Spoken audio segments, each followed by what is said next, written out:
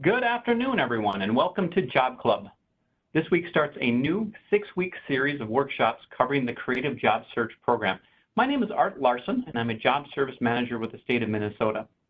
This presentation is one of many offered through the CareerForce Virtual and Interactive Services Program.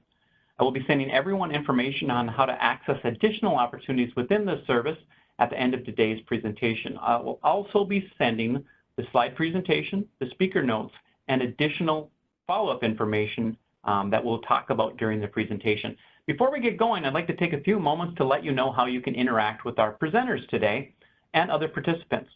Due to the large number of people, everyone's mic has been muted, but you can ask questions through the chat function. If you hover over the bottom of your screen, you can click on the call-out button, which looks like a speech bubble, to activate your chat panel. If you don't mind everyone seeing your question or comment, you can choose to send it to all participants. Please do not use the all attendees option. We won't be using that today.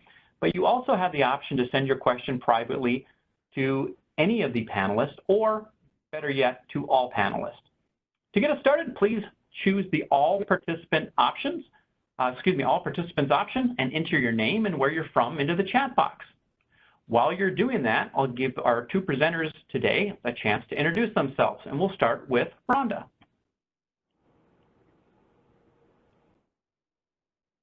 Thank you, Art. Appreciate that very much. Welcome, everyone. We're so glad that you're here. My name is Rhonda, and I am working out of the CareerForce location up in Duluth. I've been here for about 10 years. And Sheila, do you want to say hello? Hello, this is Sheila from International Falls, usually known as the icebox of the nation, but today it's quite balmy, 80 degrees here. I've worked at CareerForce for over 20 years. I have a background in teaching and business administration, so putting the two together, I've been able to help career seekers and employers along the way. So welcome. I look forward to communicating with you today about career planning. Thank you, Sheila. And Sheila will be watching the chat box, so if you come across questions, Sheila, just interject and stop me from talking if you can, and we'll take those questions as we go. So anyway, thank you again for joining us. It looks like it's a beautiful day in most of Minnesota anyway, so we appreciate you joining us. First of all, I'd like to talk about some of the services that we provide at most of the CareerForce locations. Veterans Employment Services is obviously for veterans folks, to help you with your job search, help you with resume writing, things of that nature that you could use. The Dislocated Worker Program is also available in many locations, and that will maybe help you with training if you're on unemployment, lost your job due to no fault of your own, things like that. It'd be great to reach out with that Dislocated Worker counselor. And Vocational Rehabilitation Services is a program for folks with a diagnosed disability, if you will. And to reach out to your local CareerForce location, which I believe Art will be sending out a listing of all of those locations and their contact information at the end of this presentation or with your follow-up materials. So, creative job search, talk about creative. We have had to become very creative during COVID-19. With CareerForce locations all closed and wondering what can we do to help you? Well, what we can do to help you is to help you get started. And you may have watched some of the previous 6 weeks of Job Club presentations that have been presented. I encourage you to go to careerforcemn.com in the virtual services area and watch some of those. If you missed any of those, they're very good. They've all been recorded, and so you can catch up on those. I think one of the initial ones was on virtual interviewing, so online interviewing, which may become something we all have to get used to going forward. So if you are trying to fulfill a requirement for unemployment and need to check into your reemployment services that you have attended, Creative Job Search Workshop, I take attendance for my own purposes. For you to get credit in unemployment, you need to go into the program, into uimn.org, and take care of that yourself. Of course, we still want you to attend all of the sessions because they're all going to be very good for you and very helpful for you. But just want to be sure that you go into your account and make note of that. So the sessions coming up are as it shows here. Today, obviously, career planning and preparing. Next week, we'll be identifying your skills, applications, and portfolios. June 23rd, tools of the job hunting trade. We're talking about resumes, things like that. June 30th, internet and social media, talking about LinkedIn. The job interview and facing unemployment at 50 and older. There will be different presenters for these different weeks, so you're going to get a different flavor, a different take on things, but we all really talk about the best practices and what we know really works and what will really help you out. You will get a printout of this presentation and all of this information, as Art said, at the end of this presentation later on today or tomorrow, and it will be recorded. So I encourage you to watch all 6 of these topics in the Creative Job Search. So normally when we do this workshop, it's all in one day, 6 or 7 hours, one day in a classroom. And we go around the room and we say, where are you from? What are you looking for? What have you done in the past? Those sorts of things. It's a little bit more difficult in this virtual world.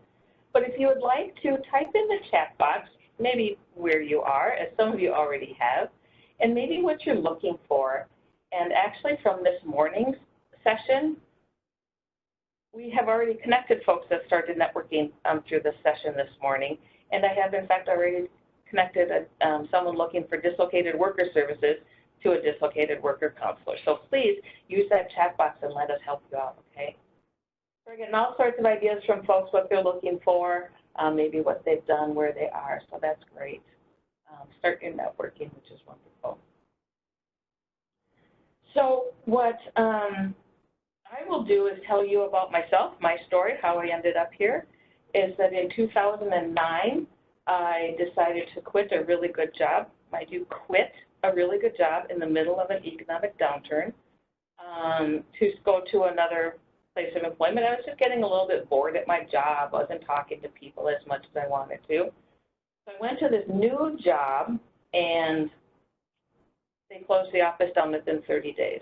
So I was suddenly unemployed and I did not know what to do. And I walked into what was then called the Workforce Center. I knew someone that worked here and I'm like, I know you do something to help people with jobs. What is it? I have no idea.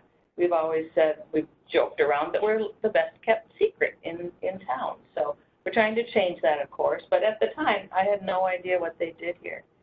And at the time, they needed dislocated worker counselors. And so I was able to start 10 years ago as a dislocated worker counselor. I was working in the travel industry, helping people plan their trips and vacations. And then I switched and I started helping people plan their jobs and their careers. So that's kind of my story. Sheila, do you want to add to your story, how you kind of ended up here? Sure, kind of caught me off guard there. I'm sorry. Well, when I moved to International Falls, I really didn't know anybody and I didn't have a job at the time. So I was more or less letting people know I was here, what I was looking for. And I really got my job through networking. You know, they told me to apply, and lo and behold, they hired me, and I've been here for about 28 years now. So I'm a testament that networking does work. Thank you. That's awesome. Thank you. So walking across the right threshold at the right time, talking to the right people at the right time is really great for your job search. So getting started. We do really need to be creative and get the attention of the employers now more than ever. They've got so much on their mind about hand sanitizer and masks and when can we open and how many people. We really need to be vigilant and mindful of what they're going through as well as all of this is going on, because things are changing on a daily basis. Obviously, job loss is difficult and it impacts so many different parts of our lives. But that positive attitude and the way that you look at things is going to really be critical to the success of your job search and the choices that you're going to make. So it's important to set a game plan for your next move, whether it's a whole new occupation, a whole new industry, or something in the same industry, maybe just a different job. However, you need to tweak it to get it to work for you going forward. That's what we're here to try and help you out with. And we're going to show you how you need to and why you need to do research of employers. So obviously, like I say, job loss can be effective emotionally, psychologically, financially, obviously.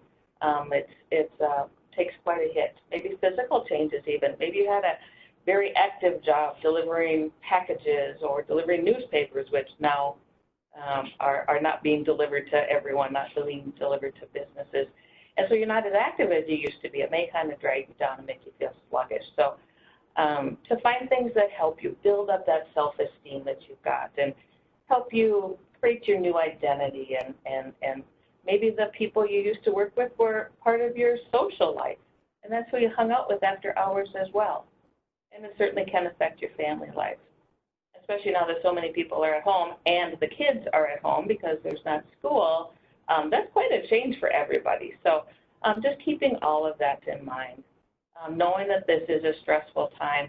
They say that it's right up there with divorce or separation or even the loss of a loved one. Losing a job you've had for years and years and years that you love is tough. It's really, really tough. But remember, your career is not the total representation of who you are. You're so much more than that. I am still a mom and a grandma and a sister and a wife and all those different things. So it's not everything in your world. And just kind of try and remember that. So the transition from unemployed or from employed to unemployed is tough. A lot of us really don't like change. So it's kind of things you have to work through. And trust me, when you go through your job search, you'll get different opinions from everyone you talk to. And it can be hard for people to understand why it's taking so long. There's so many jobs out there. When I looked for a job 5 years ago, they might say. And that's their story, but that's not your story. So like, why is it taking so long? Well, COVID-19 is out there and things are just taking a little bit longer maybe than they used to. So keep those things in mind and keep those things in check and take those comments with a grain of salt. You can also get sort of sidetracked listening to people and their opinions. Maybe if someone says, oh, employers, they never read cover letters, you don't have to write them. And that next job that you apply for, that's what they'll love, is a good cover letter. You just sort of missed an opportunity. Or someone tells you that thank you notes, oh, they're a waste of time. And that employer, after the interview, doesn't get one and hires the person that sent one in. You just don't know. Some people agree that LinkedIn is great. Some say, oh, it doesn't work at all. But it's a good time to take inventory of things that are going on in your world. Maybe what has changed since you lost your last job. And how do you feel about it? Are you happy? Maybe you hated that last job and it's so fine that you have to look for something else. Maybe you're really sad about it because you wanted to work there for 30 years and get a pen at the end of it. Angry, excited, scared, all those emotions are just whirling through your system, no doubt. And there's things that were lost. I mean, financially, obviously, we lose our paychecks coming in. Health insurance benefits, that could be a big thing. Seniority with your company, and that stability of having that regular check that comes in. But there's also really great opportunities that may have been created, maybe going back to school. Like I said, I introduced someone to a dislocated worker counselor. She's going to finish her degree in education and hopefully get a teaching job. Career change, finally getting into that medical career that you wanted to get into but just didn't really have the right time to do it. Well, maybe now's the time. So think about those things. And just know that, and this is kind of a funny graphic, but this is really pretty accurate, I think. That maybe the news sinks in, okay, fine, I'm not going to go back to my same job, or I'm not going to go back until fall. Now what am I going to do? I want a job before that. And you'll have these ups and downs as you go through. There's going to be mobilizing your resources, and getting back into talking to some, doing some networking and things like that. There's going to be sadness. There's going to be times where you realize you're not going back to the same job and really just breaks your heart. You could get some really great job leads, and that brings you way back up to the top of that roller coaster, and maybe they didn't pan out. Take some more action. Work on your resume. Work on your interviewing skills. Continue to go to Job Club through careerforcemn.com opportunities, working with a job counselor. But just know that this is really pretty normal. So if you'd like to put in the chat box maybe where you are on the roller coaster today, I think it's really interesting, and it's good for you to be able to say where you are. But just know that this is all really pretty normal stuff. Taking longer than expected. And then, of course, the last one, find that really good job opening. That's where we all want to end up. Yep, job leads don't pan out. Absolutely. Not much going on. Mobilizing your resources. It is taking longer than expected. Of course, it's a different world right now. So just keep putting those in as I keep talking on here, and we'll keep an eye on that. But just going through the recovery and recognizing your feelings and giving yourself credit for the feelings that you have. This whole job loss and being out of work for such a long time right now, everybody's in the same situation. It's a shock to your whole body, your whole self, inside and out. And some things change, of course, as we've talked about, but some things stay the same, thank goodness. There's a lot of common feelings that we might have. We talked about anger, could be depression. There's some grief that goes into it, maybe some self-blame. But it's really important to recognize your feelings and know that this is part of the normal process of overcoming job loss. You're not the Lone Ranger if you feel angry or sad or depressed. You're not alone at all. But to find a safe outlet, find a way to deal with your feelings in a really positive way. Maybe journaling, writing down day-to-day how you feel, and maybe go back and look at those days where you had really great days and see what was the difference, what happened that day, and see what you could do to get back to that really great day. Exercising, spending time with friends and family, those are all really great ways to, great safe outlet for you to tap into. Forgiveness, oh my gosh, to forgive yourself, forgive your former boss, forgive COVID-19. Maybe you want to just write a letter to somebody, write a letter to your former boss. They could have kept you on, but they didn't. That COVID-19, write a letter to them, just scathing, tell them everything how you feel, every way you feel. You, of course, would never send that letter. You can burn it. You can chew it up and spit it out, drive it over with your car, things like that. But you get it off of your chest, and it'll help you to forgive and help you to move on. Because moving on is next. You need to really move on, get over that last job. And then accepting the change. You know what? This is our new reality. This is what we're going to live with. There's going to be more remote working types of jobs. And if that doesn't work for you, well, you got to try and figure something out. But this might be one of those changes that we really need to accept. Let go of that past job. Employers are really going to want to know that you're ready to move forward, that your bad attitude and you've forgiven them and you're ready to move on. But that's who they want to bring into their organization. And recognize that you have this choice. This is one choice that you have that you can make, is how you are going to deal with this.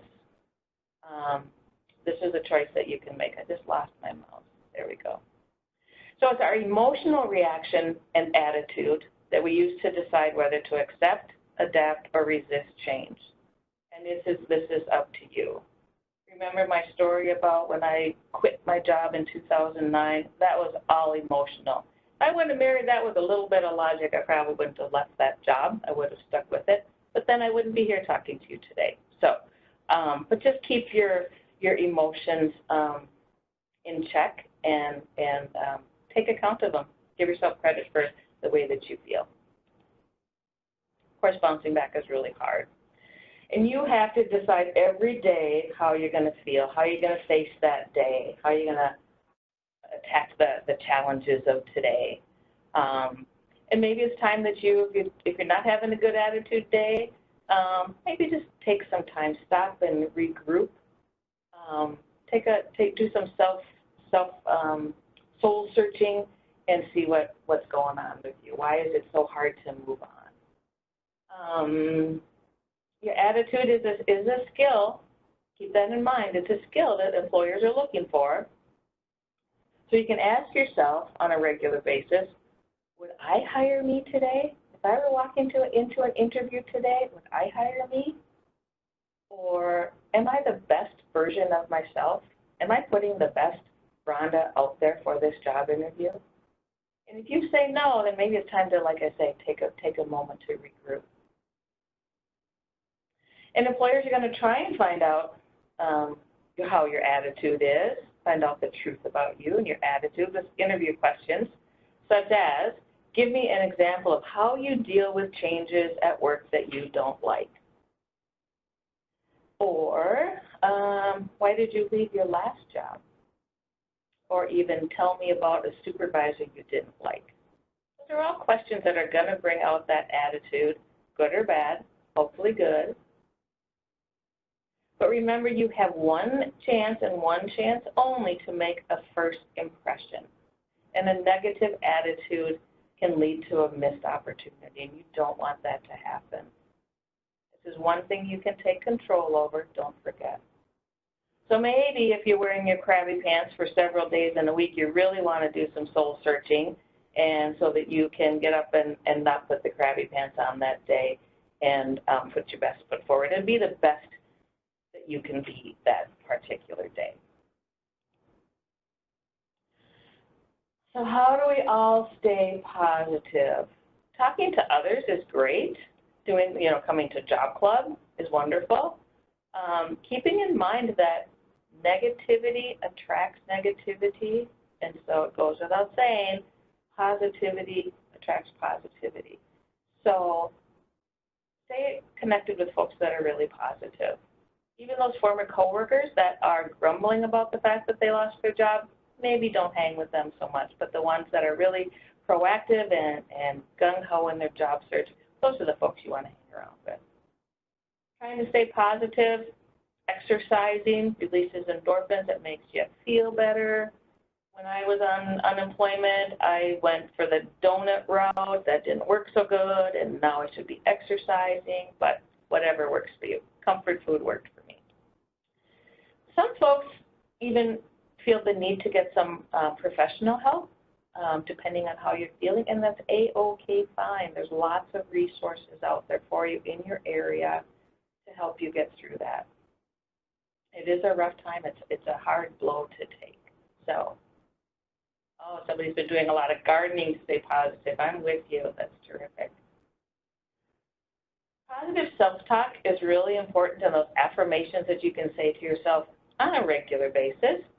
If anybody remembers Stuart Smalley from Saturday Night Live, where he used to look in the mirror and say, you're good enough, you're smart enough, and gosh darn it, people like you.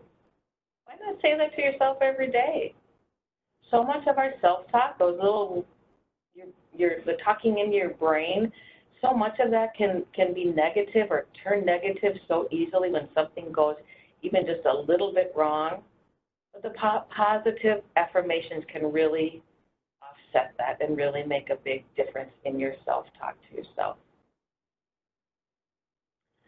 Say things like, maybe this whole thing is not your fault. COVID-19 is not your fault. You're going to find an even better job or career when we get through this process, when we can all get back to work. Or even, I'm capable of meeting this challenge. Absolutely, absolutely, you are capable of meeting the challenge that comes before you. Or, I am a good person, and good things are going to happen to me. Just say those things to yourself. Volunteering, that's a great way. Helping, playing with the animals at the animal shelter is perfect. That's perfect. those things help you to feel better. So maybe if you want to put something in the chat box, something else, what you do to stay positive. It's really great for others to get ideas of what maybe they can do. Maybe they hadn't thought of gardening. Oh, there's nothing like ripping weeds out of a big garden to make me feel better. Building a pole barn for the wedding. Wow, that's a job. I never thought of that. On a bicycle, exercising, reading books, doing chores. Yes, reading. Good. Oh, breathing is good. Don't forget about breathing. That's always good. And I also think that maintaining some structure is a great way to stay positive because things can be, it's like when you were at work. Had to be there at 8 o'clock, had to do this at a certain time, that at a certain time. Maintaining a little bit of that structure during your job search, I think, is great. Yeah, meditating is good, getting lots of sleep. I love sleeping too. That's a good thing for me. Humor is good. Walking, installing flooring. That's all great. That's all great. Whatever you can do to try and stay positive, try and get yourself positive again if you are down in the dumps for a day. Anything you can do is great. You've got to stay being the best you can be. So here's the game plan. Moving forward, it's really great to assess yourself and do some interest assessments and skills assessments. And on all of these websites, you do have options for both of those. I believe both of them, interest and skills assessments. Now, careerforcemn.com, I know you've all heard of that. And the nice thing about that site, especially, is that you can, if you log in, set up an account and log in, it will save your information until you redo it. So you take an interest assessment and it'll save your results. You do a skills assessment, save your results, and then that will help you build some of that the goal information, job goal information. And then maybe 6 months down the road, you're not in the job you really want to be in, take those assessments again. It will replace what you did before, but you might get a new list of jobs that fit your skills and interests. I think it's really fascinating to do that. The other sites that you can go to are careeronestop.org. The CareerWise site also has interest and skills assessments. It'll help you find some hidden talents too, maybe that you didn't really realize what could be used in a job. Maybe the things that you just think you like to do because in your volunteering, you use those skills. But that could be a job skill, and if you do it volunteering, you might like to do it in your job. Looking at that labor market information as well to research if that's the kind of career you're interested in, if it's in a growing profession, if it's on the upswing, or if it's on the downturn, make sure that you take that into consideration. And if you are thinking of making a big career change, make sure that you can afford the time and afford the cost involved to make a big change, okay? That's all part of your game plan, all of what you need to consider. So do your homework, see what maybe you'd like to do, do some research on some jobs, fill in those skills gaps if you need to take some classes, and again, try and connect with a dislocated worker counselor in your area. If they can help you with some short-term training, be sure to connect with them. They really have been helpful for so many folks. Even if you need just a new certification or a license to be renewed, to be more marketable in this competitive world we're in, be sure that you connect with them. And some companies are asking for even more advanced computer training, proof that you can work remotely, things like that. So think about those things as well. So one choice you can make either way, stay in your current occupation or not. And not everyone should start a new career. It's not for everyone. But if you do decide to do it, make sure you go into it with all of the research under your belt to make some good decisions. So this is new for us. This is a new page on careerforcemn.com that I think you will love. It's the online tools, and it's right on your main screen when you log in. And this is where you would go for career seekers to take an interest assessment. And again, this is going to save your information if you have an account set up. You can take a skills assessment. You can see the list of jobs that are high in demand during the COVID-19 situation. You can view occupations in longer-term demand that are just always in demand.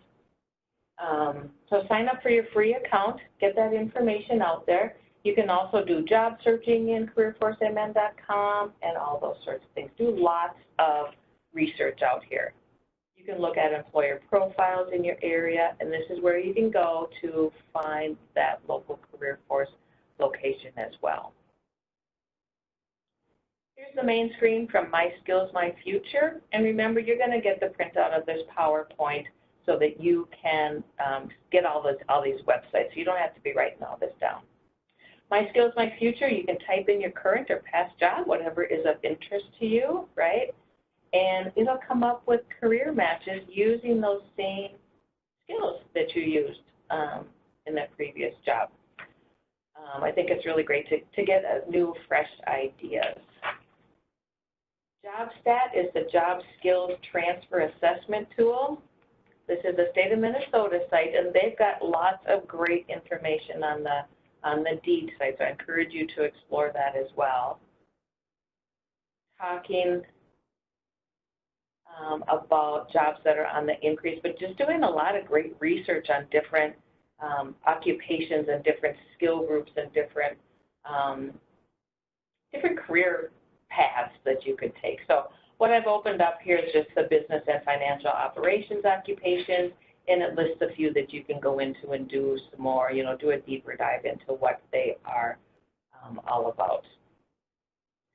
So when I go on and do an interest assessment, this has happened almost every time I've done it, it comes up that I should be a farmer. And I think the reason for that is that I used to, as a kid, spend all of my summers on my grandfather's farm in southern Minnesota. So that is part of who I am, and that's what I truly love to do. But I keep looking, and there's not very many farmer jobs out on the career sites. But I think that just is interesting because it shows really who you are inside and out, and what you would really look for, and really where your passion is.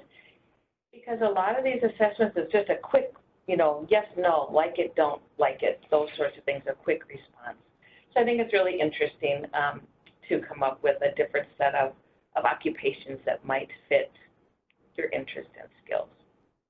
So I encourage you to use those websites, especially careerforcemn.com, but give them all a shot. Lots of good information on the DEED site, on the data tools as well that you can look through. So preparing for the job hunt. We want you to understand the importance of being organized and keeping good records. You may already know this, but we're going to go over it again. Sheila's going to talk about some SMART goals and how to stay on track and be accountable. We want you to know the importance of researching and where to research and what to research in your job search, and identifying some of those key job search tools that you can use and have handy, like networking cards, portfolios, and we'll talk a bit about references as well. So, managing your schedule.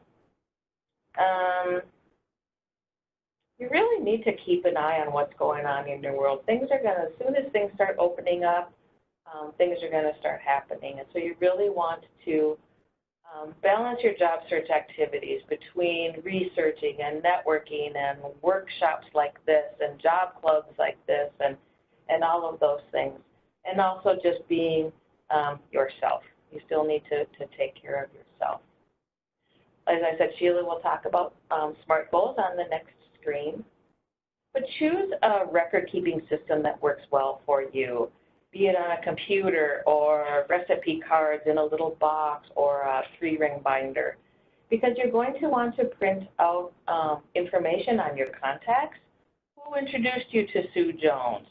What was the conversation all about? When did you talk? How did the conversation end?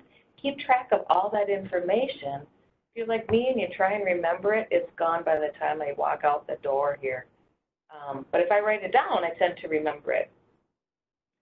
Having a detailed record of your work history, which is going to be one of the sheets that we send out with the follow-up materials. So you have all that information handy. We call it a personal data record.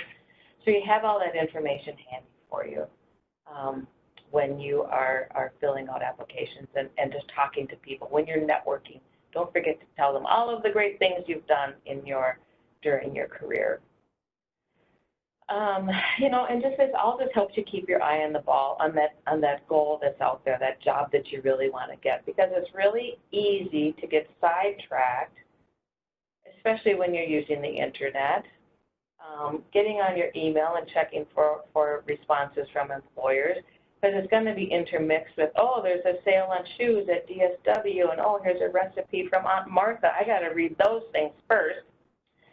So what a lot of people are doing, seems to me, is that they are maybe getting a new email address just for your job search that helps you stay focused. When you're doing your job search, that's all that's in this email account.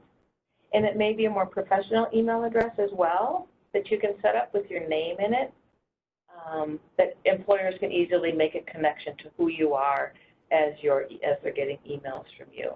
Then you can go on and check recipes and your social media stuff and your sales promotions and things.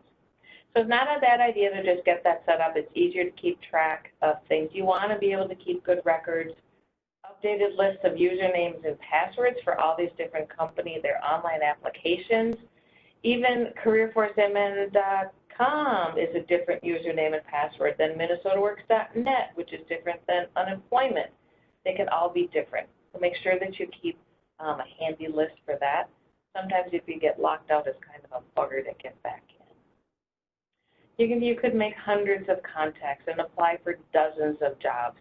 So staying organized and keeping that information at your fingertips so that when an employer calls you a month down the road, you can easily find what was that job I applied for. Oh, here, I printed out that job description.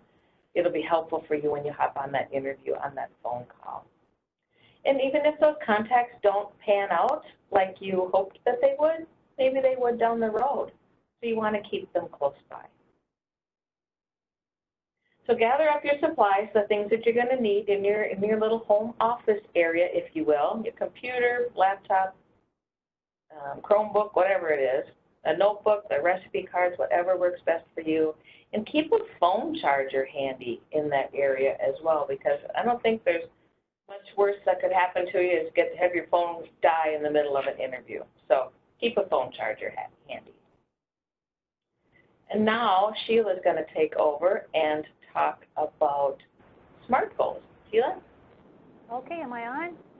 You sure are. Okay. As Rhonda mentioned on the previous slide, one way to keep on track is to set goals. And as you can see, SMART is in all capital letters. So each of those letters play a role in achieving your goal. So if we take a look at those, the S, specific, what do you really want to do? What is your ultimate goal? And you want to set a realistic goal so it's attainable. If you set goals that aren't attainable, you'll get frustrated and discouraged and give up. So in this example, if our goal is to prepare a resume, you know, that's doable in a reasonable amount of time. But how are you going to measure if you are on track to complete that goal? So you could tell yourself or make an appointment with a career counselor 10 days out that you are going to meet with them and have them review the draft of your resume. So then you can continue on. And what resources are you going to use to help you achieve that goal?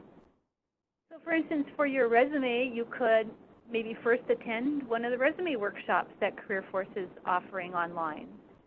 Do one of those skills assessments that Rhonda spoke about on the previous slide. You can come up with lots of good skills to add to your resume by completing a career assessment or a skills assessment. Your job history and your job descriptions, those are great resources to help you describe to another employer what you have to offer. And I found that letters of recommendation and job performance reviews really give you some good information to put on your resume as well. So there's lots of resources out there you can use to develop your resume. And then why is this goal relevant to you? Why is it important in your job search? So today, a lot of applications are online, and of course they require you to upload an application or a resume or to email your resume. So it's really good to have a solid resume ready to go, and then it'd be easy just to change it up a little bit to target it to different jobs that are available. And then timely. When are you going to complete this goal? You know, set a specific date. So in this case, you could say that you're going to complete your resume 2 days after you meet with that career counselor to do any changes that they may have suggested. And you know, tell someone else about your goal and what your plan is and your timeline to complete it, and they can keep you accountable for that. You know, they're going to check up on you and say, hey, Rhonda, did you meet with that career counselor? Or Rhonda, your date is up for your resume. Can I see it? And this will keep you on track. And you may have more than one goal going at a time. You know, just make sure that they're achievable and look at what's important for you right now to help you get back to work sooner and work on those goals, you know, as time goes on. And we are going to send you a SMART Goals worksheet along with the follow-up material, so you'll have that to work with as well. And feel free to, you know, reach out to us with any questions that you might have. Okay, back to you, Rhonda. Thank you, Sheila. I appreciate that. It's really great to have tools like this at your disposal to help you during this time. So, next slide is about researching. And I sure hope that during this series of 6 presentations on creative job search, you hear research no less than 30 times. It's critical to know what you're getting yourself into, know what the company is all about, what their products and services are. Are there things that you can stand behind, things that you are happy with because you want to be happy in your job, things that you believe in, if you will. The company size, their history, their location. Do you want to be on the road for an hour and a half one way to get to work every day, or do you want to find a place closer to home? Maybe you have to make some compromises, but it's whatever is going to work for you. Maybe they have a location nearby. Maybe you can work remotely twice a week. Things like that, things to think about when you're doing your research. What's their financial situation? Are they in potential growth mode, or are they declining in their business? Check out their mission statement or their philosophy. I have a story on philosophy I'll tell you in just a moment.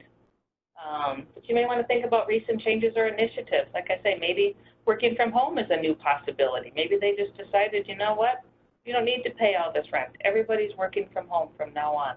Maybe that works for you, maybe it doesn't. Human resource policies. Maybe you could work 4 10-hour days. Maybe you could take shorter lunch breaks and have half days off on Friday, something like that. Doing research on the labor market information, like I said, is there a bright outlook? Is this on the increase? You can find out salary information on the labor market information, get at least ranges in your area maybe, or in your region of what that occupation might offer. We're not doing this. This isn't a hobby, so you want to be sure that you know the salary that you're talking about. Doing research builds confidence. It helps you write your resume. It helps complete job applications. You're going to know what they're looking for and what you need to tell them. If you've got skills to do a job, you need to be able to tell them in your resume and on your application. And it's going to help you give a better impression at an interview. So here's my story on company philosophy. So I used to live in the Twin Cities, and I worked for a mega company down there.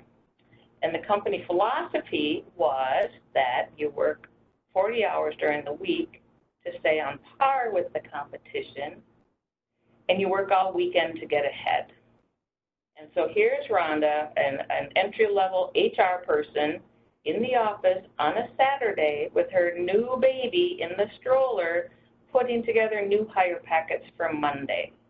Baby was crying, didn't matter, I had to get the work done before Monday. And all that trickled down to even the new hires. The PMs in the Human Resources Department even felt that that philosophy that they had to follow. So when I moved to Duluth, I think I had 2 kids by this time. And it was in February that I moved up here. And there was a major blizzard coming into town, whirling around downtown. And my new employer made me leave the office in the middle of the day, go to the daycare, get my kids, and get home where it's safe. So what a difference in philosophy. And of course, not every employer can do that, but he trusted me that the work was going to get done once the snow was removed, but family was more important that day. So think about that when you think about where do you see yourself and what's important to you. Do you have the flexibility that you require with your family and all that sort of thing? So you want to research the companies. You can go to their company website. You can go to their press releases. Anybody remember if there's libraries out there still? I think they're still closed. But the library reference section has great information, especially for some of those smaller companies that maybe don't have a website, those smaller manufacturing operations in town. Maybe they don't have a website, but you can find information on them at the library. And trust me, librarians love to help. You can research on LinkedIn, find out who is in your network that works for that company that you're thinking about applying with, and talk to them. What's the company culture like? What does it take to get in with the company? Can you help me? Can you put in a good word for me? Or just the basic information on that company. Find a few people that work there. And all this research is going to help you find out if you've got the skills that you need, if you need to upskill, if you need a little bit more training, if your skills match the talent that they're looking for, all that sort of information. You can also do research at the college placement office. Obviously within your network, talk to people that you know on LinkedIn or in person when we can get out of our houses and talk to people. And obviously still continue to connect with the career force locations throughout the state, be it virtually, be it in person when the time comes. I just encourage you to continue to be connected with us. We talk to employers all the time. They're always calling us to find out what's going on and where can we find people for this kind of job, or things like that. So I wanted to talk a little bit more in depth about informational interviews, and really they're just more of a conversation than an interview. But if you are researching possible careers, possibly different industries, or just want to talk to someone at a company to find out what are the skills I need, what kind of knowledge do I need, what kind of training do I need to get up to speed to become a really great employee with your company. It's a great way to network with people in that company. And you just can go in and ask them for 10 or 15 minutes of their time. Maybe start with the front desk person, asking who could I talk to about an opportunity in the welding department. I really want to become a welder. And maybe see if you can get 10 or 15 minutes with that department manager. And certainly don't go over that time limit unless they offer it up and you're still interested and they want to give you a tour. By all means, hang in there and go for the ride. It'll show that you're interested in what they're doing in that occupation. So it is more of a conversation than an interview. You don't want to tell them, I need a job right now, can you hire me? Really just treat it as a conversation.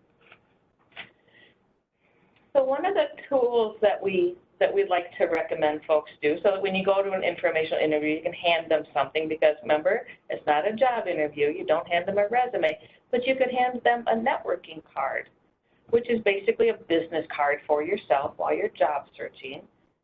Has your name, your address. If you want to put your address on there, it's optional, but at least maybe the city and state. With phone numbers being so portable, you could have a Bozeman, Montana phone number, but you live in Wayzata, Minnesota. They're not going to know really where you are. So to put in at least your city makes some sense, at least to me. Having your email, your new job search only email listed on the card. If you have a LinkedIn address, that could go on there. eFolio is an online portfolio, which I believe you'll learn about next week during portfolios. And then just any appropriate graphics that you'd like to put on there, but keeping it simple with something that might be catchy. If you're in the medical field, just maybe a symbol for the medical field, or something like that. If you're a graphic designer, maybe some cute little graphic, but to keep it simple. It's something you can carry in your pocket so that when you go on a hike or you go out gardening with the local community garden, you've got something you can hand to people. Oftentimes, if they're an employer and you meet them networking, they'll hand you a card in exchange, and that way you've got full permission to give them a call. And just think about it. If you hand 5 cards to 5 people and they hand them all out, your network has just expanded. It's just really greatly increased. And so that's the goal of this thing. Remember who you give them to and keep track of where you can get those cards. You can get them done professionally at a local card shop. You can go to Office Max maybe and get some cardstock with a good solid perforation on it so that it perfs out nicely. You could also go to the website. The one that I have ordered cards through before is vistaprint.com. Very reasonable. Just, if nothing else, make sure you proofread them before you get 500 of them printed out. Nothing worse than having the wrong phone number or the wrong email or things like that on it. Make sure that it's free of typos. And it might just be something so that if you call somebody 3 weeks down the road, you can say, hey, remember I handed you my business card at that networking event. It'll just be enough to jog their memory. So if I were to give a networking card to my husband and he gave it to his skiing buddy, they know I'm looking for a dog groomer job, right? And that ski buddy's father-in-law has his dog groomed on a monthly basis. He brings it with him. They might have a job opening. So exponentially increasing your odds of making a good connection. Just a thought, just another idea. Here's a sample you can print on the backside as well with maybe some those great transferable skills that you can take from one job to another, unless you want to pigeonhole yourself into doing just only these certain skills. But these are great things that you could list on the back of your card. Some things that you want folks to know that you are able to do. Just about another thing for your toolkit, if you will. Now, I mentioned portfolios only because this is something that you can do in your preparing for your job search. But like I say, you will learn more about this next week. It's just something that you can have hard copies of, work samples, licenses, certifications, things like that you can have a hard copy of, or as I mentioned, the online portfolio. And you can link this on your business card if you do have an online portfolio. But you'll learn more about that next week, so you don't want to miss it. So the last thing that I believe we're going to talk about today is references. You said eFolio. I think it's eFolio MN now. It is still out there, but it has a new name. It used to be MN. You'll find that out next week, so stay tuned. So thinking about references, so you've done the research on the jobs you're going to apply for. You want to put some real thought into who you are going to ask to be your references for those different jobs. You might want to choose different people for different jobs that you are applying for.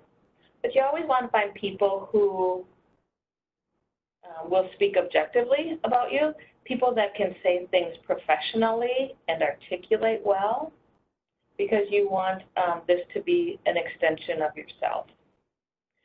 Maybe avoid some of those controversial sorts of references, maybe the National Rifle Association, maybe clergy even, maybe Planned Parenthood, because you don't know who's going to be on the other side of that table that's going to be reading your references and where they stand on things, and you don't want to be offensive in that. So maybe keep them neutral, unless, of course, you're going to go apply for a job at Gander Outdoors in the rifle department, the hunting gear department. You want them to know that you're a member of the National Rifle Association and that you're an avid hunter and those sorts of things. So just keep in mind who might be on the other side of your list of references. You can use peers, past supervisors, your instructors from school, even clients or vendors that you worked with at your previous job. Send them a copy of your resume so that they know your entire work history. They may only know the part about when they worked with you, but there might be more to you than that. So be sure that they have your resume and the job posting that you are using them as a reference for. And you can sort of prep them, things that you know that are going to be important to that employer. Be sure to, they can't lie for you, obviously, and don't even ask them to do that. But if you know that this new job, you would be going through a computer conversion coming up soon, use a reference that speaks to your computer skills, even to the folks that you worked with on a computer conversion in the past. Those are the folks that you're going to want to use as your references for that job. And obviously, don't forget to thank them. They're taking time out of their day. They're taking time out of their lives to help you. And apparently, this isn't the only thing that they have going on in their life. So be sure that you thank them. You know, get their name, their job title, and the best way for you to reach them in the near future.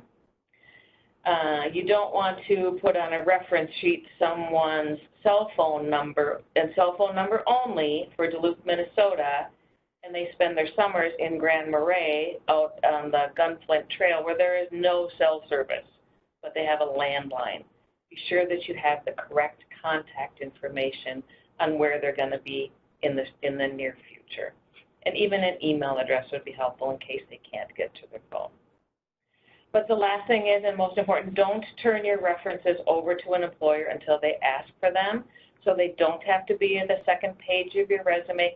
And it's for this very reason. You want to choose the 2 or 3 people that can speak to you and connect you to this job most easily and effectively. So with that, we're going to just do a quick recap of the things we talked about today. If you have questions on anything we talked about, I think we probably still have some time. We can answer some questions between Art and Sheila and I. We can answer your questions. But we're just talking about recovering from the job loss, recovering from 2 or 3 months of not working. When am I going to go back? These are challenges that we face every single day. How are you facing those challenges? How are you keeping that positive attitude? What can you do the same? What can you do differently? And then developing that game plan. What am I going to do going forward? Where am I going to research? I got to get organized. I got to make sure that all this stuff is all in one place and the kids don't come in and use the computer and throw my notebook off to the side or delete my Excel spreadsheet. I've got all this saved in. Be sure that your space is your space and all of your things are together for you. You want to set those SMART goals that Sheila talked about and make sure that you stick with those. Hold yourself accountable. Find someone else to help hold you accountable. Do your research. Like I say, it's just important. I do have a quick story on research. Somebody came to Job Club at our location here one time, and she was just getting into living in Duluth, and she was a civil engineer, just getting started. And I connected her with an informational interview with a local company in town. But she had done so much research the night before that informational interview. She read their press releases and found out that they just purchased 3 new companies the day before she talked to them. And they were so impressed that she knew so much about their companies, they hired her on the spot. So I can't stress doing research enough. So be sure to keep that in mind. And then just gathering up those tools. You know, a network card if you'd like to, portfolio, think about that if that's something you might need. Think about your references, all of those things that you can use when you get started and start your planning for your career search. With that, next week is identifying your skills, applications, and portfolios. Art, maybe you want to talk about how they register for that. Sheila, if there's any questions coming through, you can rattle those off. But for me, the last thing I want to say is, you know, a lot of people say good luck in your job search. And I think that luck is, it's okay, because to me, luck is where preparation, which is what we've talked about all for this last hour, preparing, and opportunities meet. And that's where you do your research and where are those opportunities. So good luck is good. So good luck in your job search. Thanks, everyone. Thank you, Rhonda. I'll just give you a quick rundown of what you can expect to receive as follow-up material. We'll be sending the slide deck, the presentation you just saw today, along with the speaker note, which has all those handy links for the assessments that you can take online. We'll also send a job search log, personal data record, networking log, a SMART goals exercise, and some additional information to help you in your job search. I will also include a direct link to register for next week's session, which isn't even live yet. So you'll be getting all this information tomorrow morning.